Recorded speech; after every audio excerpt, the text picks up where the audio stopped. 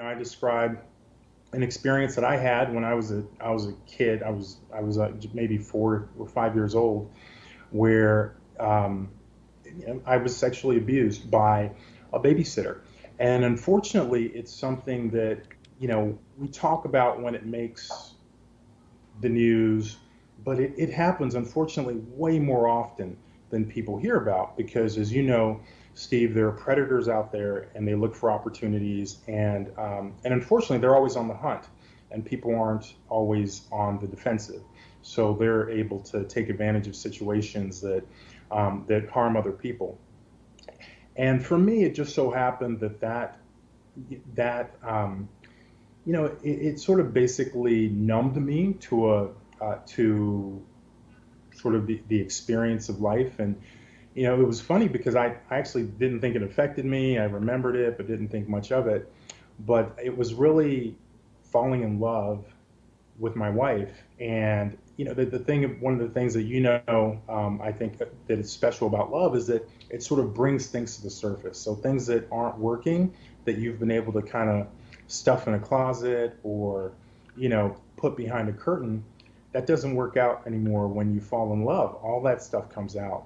And the experience that I went through having to deal with it, thank goodness with the guidance of my wife, I wouldn't be where I am right now without her, helped me get to a place where I was able to function just so much better in all aspects of life. And in particular, it just so happened that in this particular aspect, I look like I'm functioning really well in terms of thinking about COVID-19 pandemic policymaking. But frankly, it's more because so many people have functioned so poorly that I kind of look like I sort of know what I'm doing, or I have some insights that are unique or unusual. But there's a complete difference from external performance and how you are doing internally. And I was a I was a wreck internally, and my wife is an angel. I mean, she hung in there with me through what was happening was that all this stuff that I had managed to kind of stuff into a closet, which is mostly, just sort of not connecting with people, not really being present, being extremely fearful of just like everything in my life, but bottling it up so that, and kind of keeping it controlled so that it wouldn't show up on the outside. My wife is very sensitive, so she was able to always feel it, even if other people couldn't tell. So all of that was making Brianna's life miserable, basically. And when we had kids, people sometimes we laugh when people say that, oh, having kids will help our relationship. No, like kids are an enormous stressor. They're amazing, those wonderful gifts from God, but they're an enormous stressor. So that made things even harder. And eventually, my poor wife, she was at the end of her rope, and she connected me over the years with a therapist and with other individuals, and they helped me some. But it was sort of like pitching water out of the ocean. I mean, we weren't making enough progress to really make a big difference.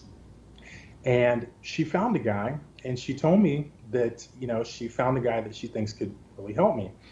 And his name is Christopher Maher. He lives in Los Angeles. He's a Navy SEAL, former Navy SEAL. He wrote a book about his own journey, which is just, I mean, I recommend people read the book who are interested in kind of, self-improvement. So amazing journey.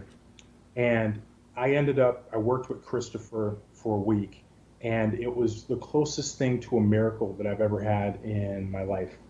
So he uses a bunch of different techniques that he developed, partly based in like Chinese medicine and meridian stuff. I mean, I don't understand this stuff. I just know it worked. And basically, he helped me get free of this, this prison cell, this mental, emotional, spiritual prison cell that I developed primarily as a result of this traumatic, experience when I was a child, when this woman broke my boundaries and exposed me to forces that my little, 4-year-old body and brain just couldn't handle in spirit.